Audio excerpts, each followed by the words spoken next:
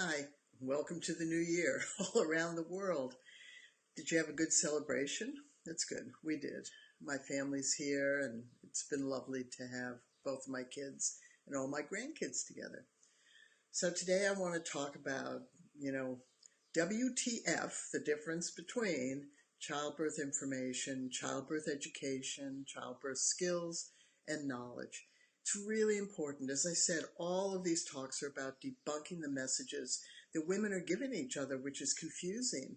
And the confusion shows up in how we're birthing our babies. And that's really important. Until we can sort out the messages and get the messages clear and straight and being able to be replicated so that when I give you a clear message, you have to give someone else that clear message, or we're going to continue to just perpetuate the confusion. And that confusion has existed not since I had my first baby in 1970, but since I had my last child in the early 1980s. So in that 10 years, the messages began to change and the confusion really started. So let me give you an example. When I was pregnant with my daughter in 1970, everyone in the United States, Lamaze must have been taught in every single hospital, in every town throughout the United States. They really were a very successful organization, which our trust, common knowledge, is never going to train people to teach or practitioners, because the skills were developed by women and men, us, for us, not to have to go through a professional organization. And technology's changed. We can now bring the teacher, our Birthing Better online courses, into your home. And families wanted to learn in the privacy of their own home. But I'm getting off the topic here. So Lamaze did not promote itself as a childbirth education class or childbirth information class or even a knowledge-based class. It was skills. Now, did the skills make sense? At the time, they seemed to make sense because that was really the first time Lamaze and Bradley and Grantley Dick Reed that anybody had actually said women can be skilled to give birth. You go back not only generations in your culture, but around the world. Really, women don't have skills to give birth. They have skills often to prepare for birth and skills how to take care of a newborn and the mother after the birth. But really, people around the world work on the truth, which is there's no way to know what your birth is going to be like. And so they try to prepare, but they haven't been focused on, is there a universal way to cope and manage during birth? And up until the 1980s, 99% of women labored and had a vaginal birth. Even when I gave birth in 1970, there was a 3% cesarean rate in the United States. Why? Because cesareans were major surgery. And you got cut up here and you were given a general anesthetic. And really, they let you go on and labor. And they used forceps. They did everything they could. They externally turned babies. They internally turned babies. But times have changed. So now 30% or more of women are going to have a surgical birth. But your body's still preparing for labor and having a vaginal birth. And that's why skills are so important. And you're still having your baby. So you can still use skills on the way to the hospital while being prepped and in surgery, because this is your baby's birth. But I still get off the point. Okay, so Lamaze and Bradley were skills-based approach to childbirth. Now, did they make sense? In a lot of ways, they didn't make sense. Lamaze was basically put your chin to your chest and push, take deep breath. That doesn't even make sense. Okay? Having fathers sit behind you.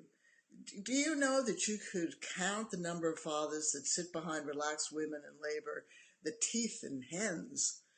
That isn't what happens. Women are not sitting back relaxed when they're in labor, and men are not affectionately cuddling them from behind, doing effleurage on their bellies. Doesn't happen. So the skills didn't work for a lot of people. Bradley got a little bit better. In the nose, out the mouth. And so dads, in the nose, out the mouth. In the nose, out the mouth. And so when women started to do this, in the nose, oh, out the mouth. Men thought, that's okay. And when they did this, in the nose, out the mouth, men thought, they're still breathing in the nose, out the mouth, right? So the messages are very crazy at a lot of levels, okay? And by the 1980s, childbirth started to move away from skills under messages. Women have always given birth. Cows aren't taught, cats aren't taught. Women don't need to be taught how to give birth. So those classes started to go by the by, and childbirth information became the norm. Positions, you saw charts of positions. That's information. And the comment would be, you've carried your baby for 9 months. You're going to know what's the best position for you. That's nonsense. Women get into the positions they're comfortable in, not the positions that they know are helping their baby come down through and out their body, because they don't actually know what that feels like. They don't know what messages their contractions are giving them that indicate that the baby's happy with their position or posture or not. So this is what Birthing Better families started to develop, was skills to figure out why people got into informational positions. Walk, it's gravity. It is. But if you have tense weight-bearing muscles, the fact is you impede your baby's ability to come out of your body. Squatting's great for you. Traditional women squatted. No, by the way, traditional women didn't squat in birth the way that Western women do, because traditional women don't squat the way that Western women do when they live life. If you've been in traditional community and watched women squat, they put their knees to the front of their body. They do not put their knees to the side of their body. And the difference between information and skills is squat with your knees in front of your body and feel what it's like between the bones you sit on and the muscles that run to the back of your sacrum. And then move your legs out like this and feel what those muscles do. So those muscles contract when you squat in a Western way, and when you bring your knees forward, those muscles expand. And why is that important? Because your baby, if you're going to labor and have a vaginal birth, needs you to have mobility in your sacrum. How do we know this? I did not go to bed one night and develop these skills. I learned with hundreds and hundreds of mothers and fathers, and they asked me to pass this on through our charitable trust, Common Knowledge in New Zealand. I carried this stuff in my head for 25 years before we could even get a resource out. Technology has changed. We now have online skills. We still have the old videos made in the 90s, but our bodies are still the same. Forget what they're wearing. Oh, for God's sake. So informational classes were all about the pros and cons, and birth plans became the rage. Under the statement, women know what kind of birth they want. Well, of course women know what kind of birth we want. We want a good birth. We want easy birth. We want a birth that we like. We want a birth where everything goes fine. We see the birth as an unknown, and we are frantic to plan it because we want to be in control, and we have spent 9 months in pregnancy feeling out of control. We can't control it. And so there's a part of us that is trying to control things by making plans. And this and this and this and this. I want music. I want my friends. I want to eat. I want to be able to wear this. I want people to do this and do that and do this and this and this and babies and da-da-da-da-da-da-da-da. And you can make days and days of lists. But very few birth plans go to plan. And what became apparent right away, once you got given information, is that women really didn't know what they were going to be pissed off about 6 months later. You could shorten the list of, give people information and say to them, okay, what do you want? Let's say just 10 things. Make it simple, okay? So let's just take 10 things. Here's the pros and cons of these 10 things. What do you want? What do you don't want? That woman would make a list, checklist, okay? I want this, I don't want this, I want this, I want this. She goes through birth, and 6 months later, she could have gotten 9 out of those 10 things and be pissed off at that 10th. I mean, really, honestly. And when it came push to shove, she didn't really know what she wanted or didn't want. And that was changeable because you don't know what your birth is going to be like, and it does unfold.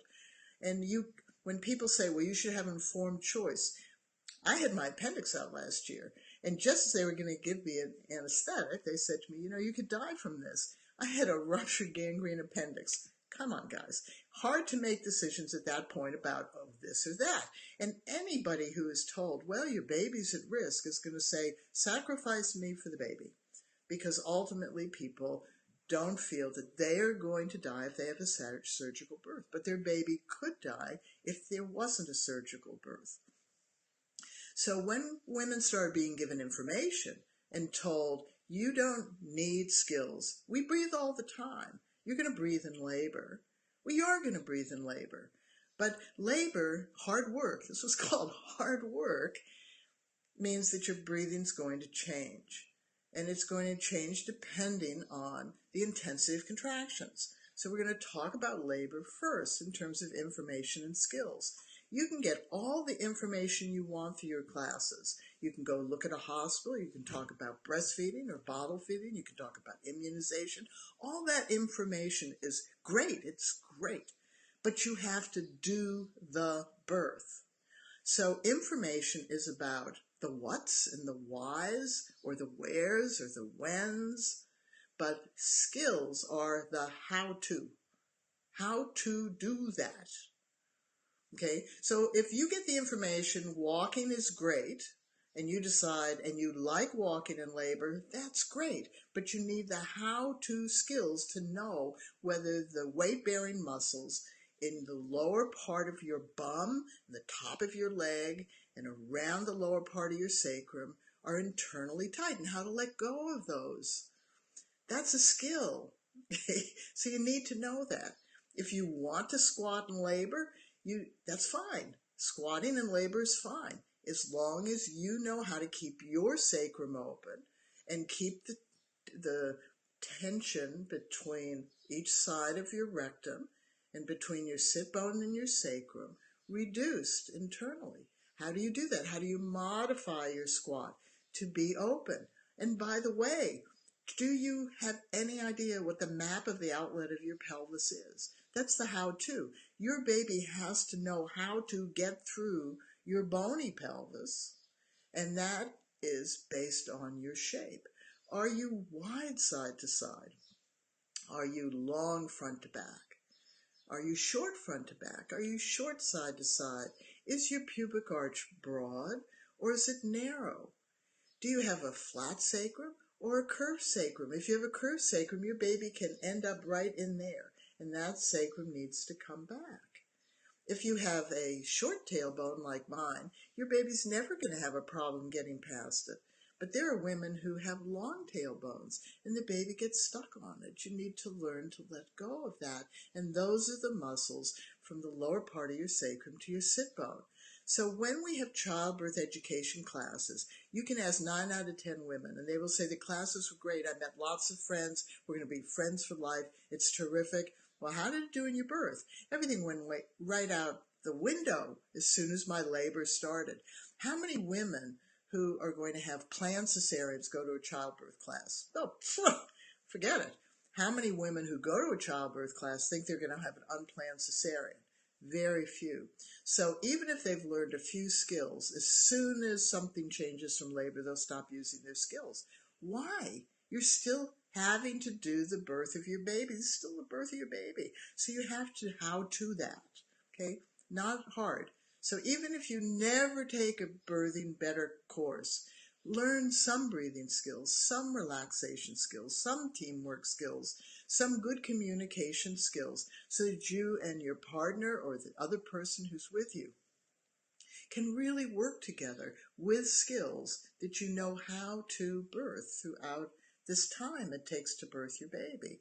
So information is great to collect, but at that moment, the birth, the time it takes to give birth. And by the way, I mean, I've got a bone to pick with information. What kind of a weak verb is give birth? I mean, having a baby, that doesn't even imply birth. So give birth, but it doesn't tell us anything. If we said climb a ladder, we'd know what it meant. So labor, yes, hard work. But what does that mean? If we pick up a wheelbarrow and push it, we actually know what we're doing. So we as women are giving each other messages that make it almost impossible for us to know how to birth or why we should know how to birth. And that's sad. And my commitment to the families and the tens of thousands of Birthing Better families is to pass this on, so you will pass this on, that you can replicate it. So how do you explain the difference between information and skills? Very simple. Information is you just gather information, the pros and cons of this is and that's. Skills are the how-to. So you need to know how to birth. What is education, childbirth education? It can include a lot of information. It usually includes, if you go to a class of 6 classes now, it usually includes this amount of time on skills, a little bit of breathing, and that amount of time on information. Lamaze was that amount of time on skills and no information. We didn't have any choices, right? So we went in and just got the standards of care. So whatever you do, if you take a childbirth education class that's full of information, that might answer a lot of your questions. But for God's sakes, learn skills. Now, how much time should you put into learning skills? Well, the question is, how long did it take you to learn to drive a car so someone could sit next to you and be with you when you took that practical driving test? When we survey people over the years, what people have said to us, well, some people say, oh, I just, did it really quickly in 3 hours. Not most people. 97% of people said they took about 16 weeks, an hour every day or so, and they drove until they felt comfortable.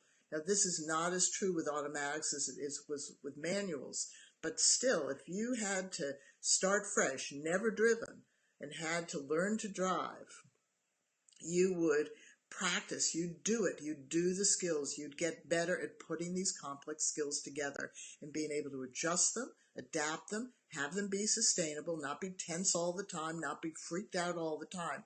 So even if you put an hour a day every other day in 6 weeks, which would be basically 8 weeks, you don't have to spend that much time learning skills. You need to spend between 5 minutes and 15 minutes a day or every 3 days in order to become highly skilled. How do we know? Because we know what the skills are. Okay.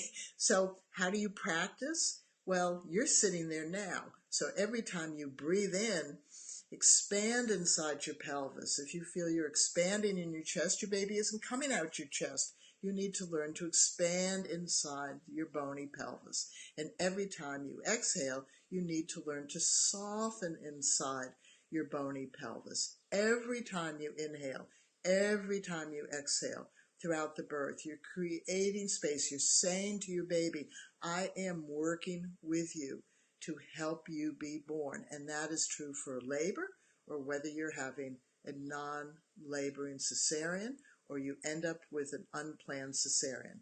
So see you later. So we hope you get the difference and can explain it. Information is the what, and the where, and the when, and the pros and cons. And skills are the how-to. And we need to learn how to birth our babies. So Happy New Year again. Bye-bye.